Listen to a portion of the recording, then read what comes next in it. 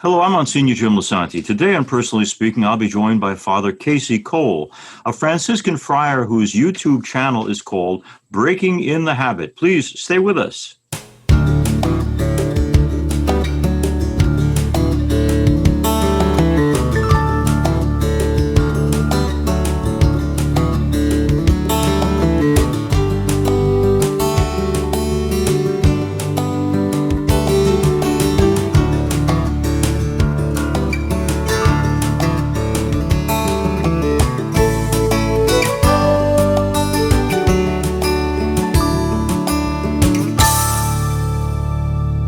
Hello and welcome to Personally Speaking. I'm your host, Monsignor Jim Lisante, and Father Casey Cole joins me now. Father Casey is a Franciscan friar ordained to the priesthood on June 22nd, 2019. He graduated in 2011 from Furman University in Greenville, South Carolina, with a bachelor's degree in religious studies and a minor in poverty studies. Father Casey became acquainted with the Franciscans through his participation in a Furman University spirituality group. He entered the Order of Friars Minor in August of 2011 and professed his final vows in August of 2017. Father Casey was ordained to the priesthood in June of 2019. Father Casey Cole is known for his use of social media to promote the priesthood and the Franciscan way of life. He runs his own online blog and YouTube channel called breakinginthehabit.org. And he said that YouTube, Facebook, Twitter, and Instagram offer an opportunity to preach and teach in a wider way, allowing him to reach a much younger and often less church demographic. Father Casey is the author of two books called What Happens After Saying Yes to God, and another book called Let Go, 7 Stumbling Blocks to Christian Discipleship. He regularly gives talks throughout the country on evangelization and vocations, and we're very happy to have him here with us today. Joining us now to tell us about his call to the priesthood and his use of social media to evangelize. I'm so pleased to welcome to Personally Speaking, Casey Cole. We are here with Father Casey Cole, OFM. We'll be talking a lot about his work in social media, about some books he's written, about his ministry at present. But let me tell you why I'm having Father Casey Cole on to our listeners around the country. When you've been at this work for a long time, as I have, and you come across someone of great energy, enthusiasm, who's got great promise for the church, I want all of our listeners to get to know Father Casey Cole and also to listen to him. He's got great stuff online, and we'll talk about some of that. First of all, Father Casey, thank you for choosing to be a priest. Oh, thank you very much for having me. My pleasure, my vocation. I want to ask you something about the family of origin. We all come from particular families that make us the people we are. Tell us something of the Cole family. Yeah, the Cole family is an interesting bunch. My mom's side is a very large Irish Catholic family from Philadelphia. So I grew up very culturally Catholic, understanding all the holy days and all the things you're supposed to do and just being surrounded by it. My dad's side was not as religious growing up, but certainly had that smaller, intimate sense of faith. And so both my parents added a little bit to my life.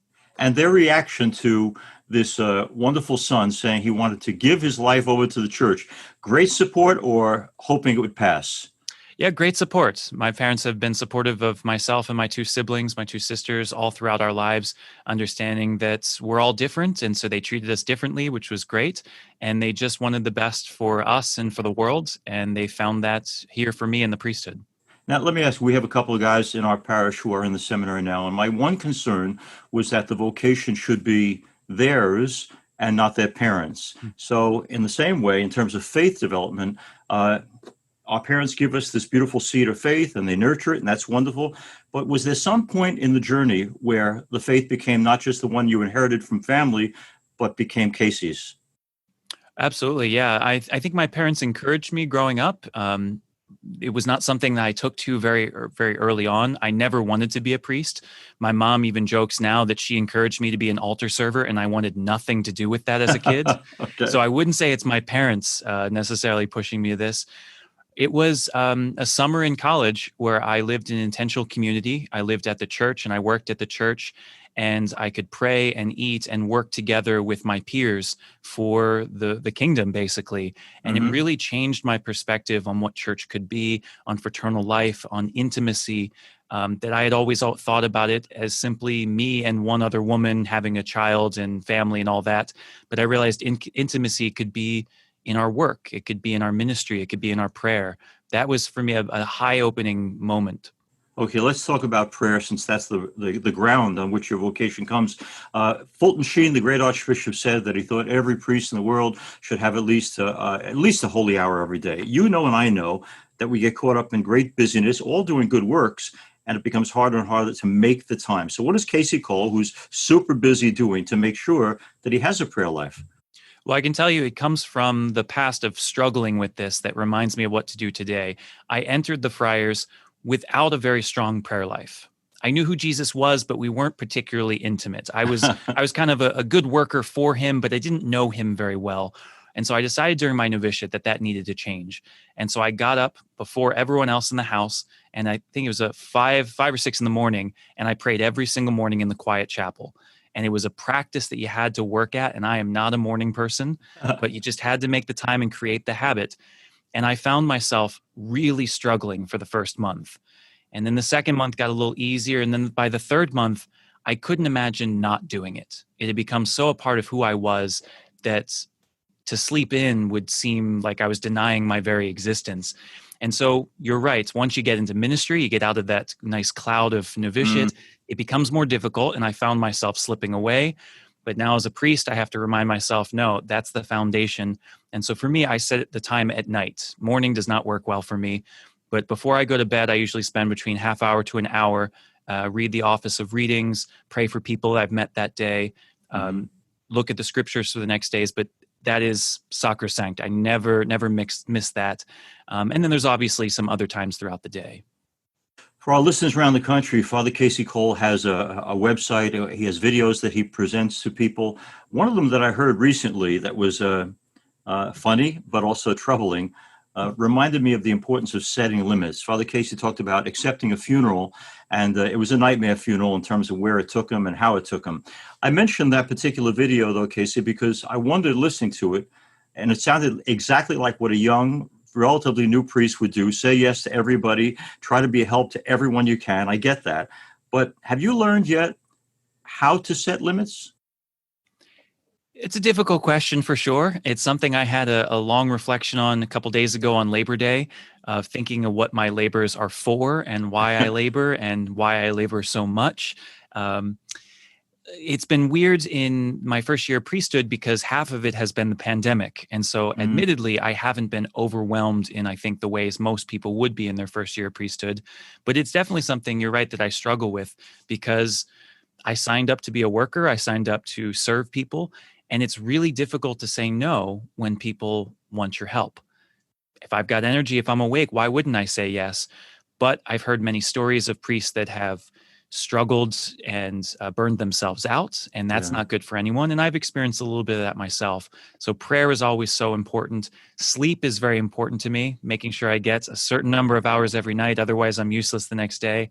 And exercise. These things are not luxuries. They're important, essential parts of being a good minister. The first interview I did, Casey, many years ago was with a film director named Frank Capra, who produced many wonderful films like It's a Wonderful Life. I've always been impressed with the beginning of that film, where the challenge to George Bailey is not that he's physically sick, but that he's discouraged. You have this great enthusiasm for God, the things of God, for people. I want to see that go on and only grow. But how do you cope with the disappointments, the discouragements that come necessarily with priestly life? Yeah, luckily I had a really good mentor in college. And when I was entering the Friars, he gave me the bit of advice that I've always kept with me, which is that the church as a human institution will let you down. As an eternal institution, it won't. But as human beings, it'll let you down. Society will let you down. Politics will let you down. Your friends and family will let you down. You will even let yourself down at times. But Jesus will never let you down. And so put your trust in him. And that's something I've really taken to heart. And I try to put my identity, my worth, and everything in him, not what other people say, but what he says. And I'm always reminded of one of the admonitions of St. Francis of Assisi, who said, what someone is before God, that he is, and nothing more. And so, especially being a public figure, being someone online, I hear a lot of praise. Oh, Father, you're the best thing ever. I hear a lot of criticism. Are you a real priest? You should leave the priesthood. It all comes with the territory. And I just have to remind myself, it doesn't matter in a sense what they say. It matters who Christ says I am. Well, that's a perfect segue. I had a wonderful bishop. I loved him very much, Bishop John McGann. And early in my priesthood, when I was in my Casey Cole moments, he would say to me, Jimmy, be aware of the green-eyed monster of the clergy. And he would talk about jealousy, resentment. Now, Casey, by choosing a public ministry, so public as you do, there are people who will take shots. First of all, what do you make of the fact that in priesthood of all things, where we should be so mutually supportive, there can be jealousy, resentment. If Casey Cole is good, then I must not be as good, foolishness like that. What would you say to brother priests who in any way give over to the green-eyed monster? Yeah, I think the first part to remember is something I heard a bishop say at an ordination where he was talking to the soon to be ordained priest. And he said, you're about to lay down on the floor, lay down your life for Christ, and then you'll stand up and I'll ordain you priest. But he said, I want you to remember that when you stand up, you're not going to magically be a different person. Mm, You're going to bring, you're going to still have the same faults. You're going to still have the same talents. You are a human being. And the more that you give into your old faults, the more you're going to be a struggle with as a priest. But the more you let Christ live through you, the more you're humble, the more you allow yourself to continue to grow, even though seminary is over, you're going to be a good priest. And so I would say, first of all, we all struggle and so deal with it. We're all human. But the other side of it, I would say, is we didn't sign up for this life to do what I wanted. I right. think that's something that we always struggle with is my desires, my identity, my legacy. None of that can matter as a priest. The only thing that should matter is working for the kingdom of God. And I've heard many priests say, when they wake up in the morning, they put their feet on the floor and they say, Lord, this whole day is yours. Tell me what you need. I hope to live up to that at least a couple days a week. It sounds like you're doing pretty good so far. Let me ask you another question that I hear from a lot of lay people. Casey Cole doing wonderful work as a priest, but what is it about your priesthood, Casey Cole, that you're doing that you couldn't do as a married, dedicated social worker, doctor, layperson who's dedicated and involved in the church? Why ordination?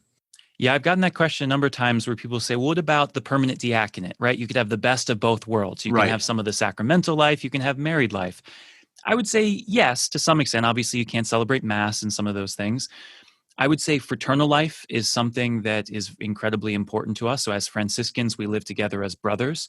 And while that is similar in the sense that it's still kind of a family life, it is different than married life. There's something about a brotherhood of men committed to the same mission that you can't find in married life. That is just simply different.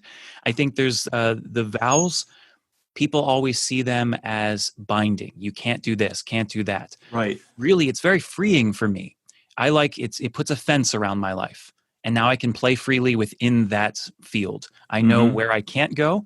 And so I do the best that I can within it. So, poverty. Okay, well, you can't have this or that. Sure. But it shows me that I don't need to get in the rat race where I'm not caring about the next best thing, about the next gadget, buying this or that. If someone gives me money, I don't worry about saving it. I'll give it to the poor. I'll give it to my guardian. I'm not bound by those things. And I think that's a real luxury that we have, ironically enough, in this life. Speaking of poverty, could you speak to the other promises that you make? Poverty, chastity, obedience. How good are you at obeying? um, at this point, early in my life, I have not had too many explicit demands on me, and so that's something that comes throughout life every once in a while.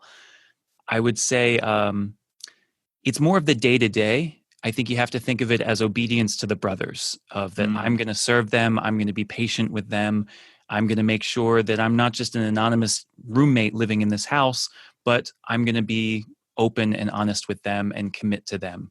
That that's more difficult than the provincial calling and saying I have a favor to ask of you. right. That day in and day out commitment to each other. Were you at any point considering the secular priesthood? I wasn't. My first introduction to discernment was with the friars that were at my college. And Hmm. I kind of fell in love with them immediately. I loved their spirituality. I loved the work they were doing. So for me, I had found the order. The question was, did I want this or did I want married life? Yeah, okay. A funeral I have tomorrow will be for a 14-year-old who drowned. I'm wondering, when you get into those situations, Father Casey Cole, of being asked to explain the seemingly unexplainable, what do you fall back on? Yeah, that's a tough one for sure. I don't know if I can give any universal advice other than I don't know if that's the time to necessarily go into explanations. That's the time to console. And that's the Okay. time to remind people that they're loved and that God is with them. And they may not understand it. I can't get into philosophy and theology at that time, Right. but I can be a comforting person that says, I'm with you right now. Casey, take this the right way, but what you just said is an answer I'd expect from a guy who's ordained 25 years, where you realize it's just being present to people, not giving cheap grace. But you have this old soul that gives you good answers early on. How come? I don't know. I would say I'm not particularly great at anything, but I think I'm a good listener. And so I take in people's experiences. I'm very empathetic. And even if I haven't experienced it myself, I kind of take it on as if I had. And so I think that does affect me. I'm very impressionable. So I hope that's helpful. Yes, yes. One of the things that Father Casey Cole did when he was studying in college was he had his major, which was in religious studies, but he had a minor, which I was intrigued by. I didn't know there was such a thing in poverty studies. Tell me about that. Very life changing for me. It started my sophomore year. I was among the first class to be able to do it. And it was basically to look at the issue of poverty in society from the perspective of those who are poor, from the government standpoint, from economic standpoints, to ask the question, what does it mean to be poor? How do we affect this? And how does it affect those who are afflicted by it? And so we had to take the introduction course that gave us kind of an overview, but you had to take a course in economics, political science, sociology, ethics, kind of interdisciplinary, just to see all the many facets that go into this study. Father Casey Cole, OFM, is our guest. Father Casey, at this point in the show, I want to stop for my listeners who have listened and want to know more. How do they find out more about the web activities and other things like the books you've written? Tell us where to find more about Father Casey Cole. Easiest way is to go to breakinginthehabit.org. It's breakinginthehabit.org. You'll find links to all of my social media outlets, ways to purchase the book, and to contact me for interviews like this. Okay, happily, our Holy Father has taken on the name of Saint Francis. So I've got to stop and say to you, your priesthood is all about Pope Francis. I go back to earlier guys, but what's your impression as a young priest of this man and his attempts to do good things for the church? What's your view on Pope Francis? Yeah, he's a really challenging figure, and I think in a really great way. He's something I think we saw right away as a man with integrity, someone who was going to sneak out of his papal residence to go feed the poor at night. That was a true shepherd that wanted to be among in solidarity. I think he challenges some of our Western notions of how authority works because he's very much into collegiality. He doesn't want to just give the answer and say this is the way it's going to be and lay down the law. He kind of wants people to discuss it and to even disagree with him. And I think we see that with some of the synods where maybe previous popes, for better or for worse, would have given very clear pronouncements. I don't want any confusion. Here's the truth. But Francis is saying, well, I don't necessarily have it myself. I want us as church to go there together. And it's challenging. People don't like that. And I think people are revolting against that. But I think that's the way the church has to go. You're certainly right about that. I go online and I find some of these websites that attack him for not giving absolute clarity. And I love the fact, I was saying recently to Cardinal Supich, I wrote an article about 25 years ago called Lacking Compassion, saying the church can teach what it wants to about gays, but at the end of the day, it should be at least merciful and filled with compassion so that they know they're welcome here. Well, I got vilified for that 25 years ago. And I said, Cardinal, what do you make of the fact that yesterday, Pope Francis could have said the same thing I said 25 years ago. And Cardinal Supich said, well, we've made some progress. That's a good thing, And I think that's a wonderful thing about him. Let me ask you, what do you do when you run into people who are fairly set in their ways? Some people might call rigid, and they want the simple, clear, black and white answer. What do you say to them, Father Casey? Again, a very difficult question and the maybe $1 million question for our age. The studies have shown that people are often not convinced by facts, as strange as that is. They're not convinced by science or mathematics or being proven something. They're being convinced by how they feel about you. And so that's a very difficult thing for me to get past because there is some truth to that, right? Like if you trust someone, if you see someone as on your side, you're more likely to believe them. It's a very subjective postmodern reality, Right. but you kind of have to play into it. And so sometimes I find myself coming in like a bull in a china shop, just saying, no, you're wrong. Let me tell you how you're wrong. But as soon as I say that, it doesn't matter if I cite my sources afterwards, they're not going to trust me. And so that's part of the humility that I have to learn is you got to befriend people before you can change their minds. And once again, a great lesson for Pope Francis, you can't proselytize. You can't just go up to someone and try to convert them. You got to listen to their story first before you even mention Christ. Otherwise, why would they listen to you? Father Casey Cole is our guest, and in his ordination video, where he talks about the day he was ordained, Father Casey points out that he lovingly invited many women to be part of the celebration, which was wonderful.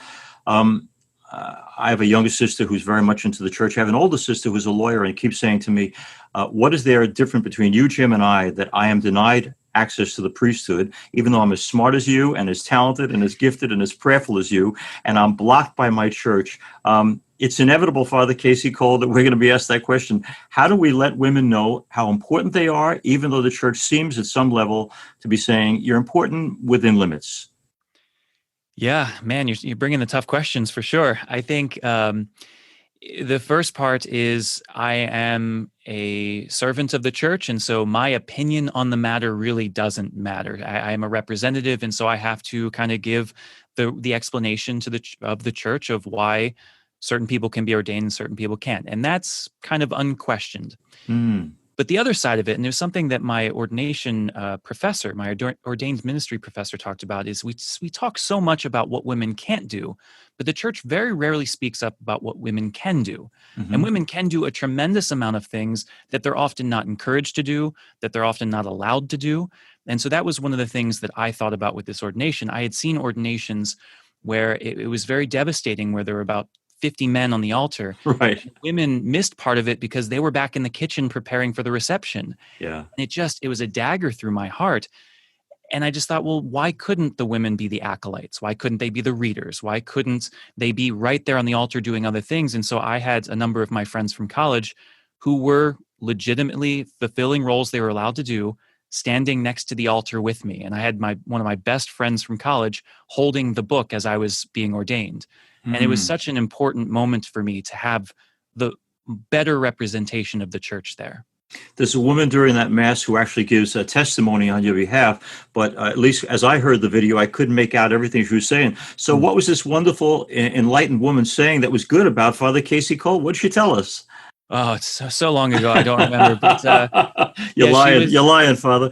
He was an important member of my ministry support team that we had during my internship. So we had a lay council that would advise me and give me suggestions and criticize if necessary. And I found that to be very helpful. Yeah. And she was one that just had a good insight of who I was and what my challenges were, what my good qualities were. And so she basically stood up and said, we as the people of this community see him fit, and we're excited to work with him as he's a priest. I promise I'm going to wind it down soon, Casey. But Father Casey Cole's our guest, and we have in our parish the biggest pre-Cana program on Long Island in New York. Every month, at least 40 or 50 engaged couples. When I ask them, do they go to church? Most don't. When I ask them why, inevitably, someplace along the line, they're going to bring up the scandals. So as a young priest who nonetheless, living in the age when the scandals were roaring, chose to embrace life in the church as an ordained priest, what are we supposed to say, Father Casey, to people who have turned off to the church because of the scandals? Yeah, there are many different approaches. I mean, I think the one kind of a defensive approach is to say that there are scandals everywhere. There's nothing you could possibly join that doesn't have human frailty. And so you want perfection, well, you're going to be on your own. That's okay. Probably not the most compelling argument, though.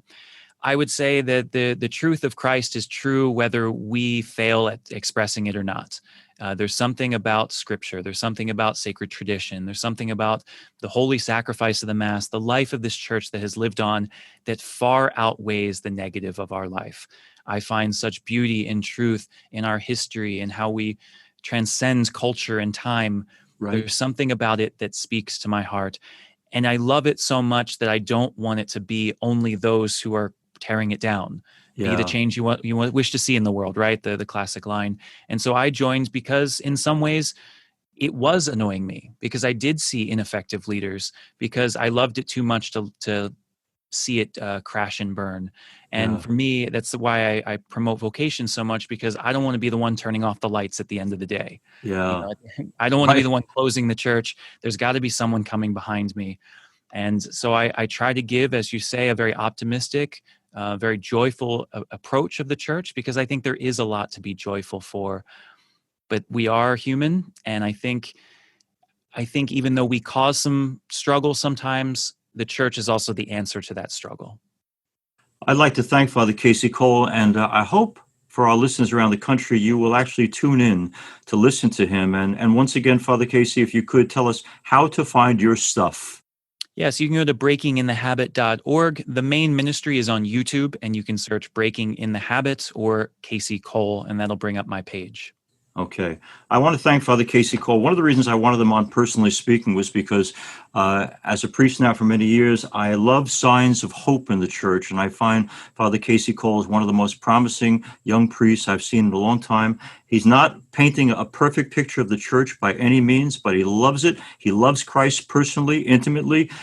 He's living the life that we're supposed to live, not just as ordained priests, but as followers of Jesus Christ all across the board. I'm so hopeful that he will touch and continue to touch many, many lives. And I hope you all around the country will get in touch with Father Casey Cole and breakinginthehabit.org, is it? That's correct. Okay. Thanks to Father Casey for being with us. I hope he'll be with us many times again in the future. As we end today's program, I want to thank all of you for being with us. If you have any questions or comments about the show, you can send them to me through my website, which is www.closeencountertv.com. All one word, closeencountertv.com. To listen to our Personally Speaking podcast with some of our most recent shows, please go to YouTube and search under Personally Speaking with Monsignor Jim Lisante and subscribe. Personally Speaking is also available as a podcast on Apple Podcasts, iHeart, and Spotify.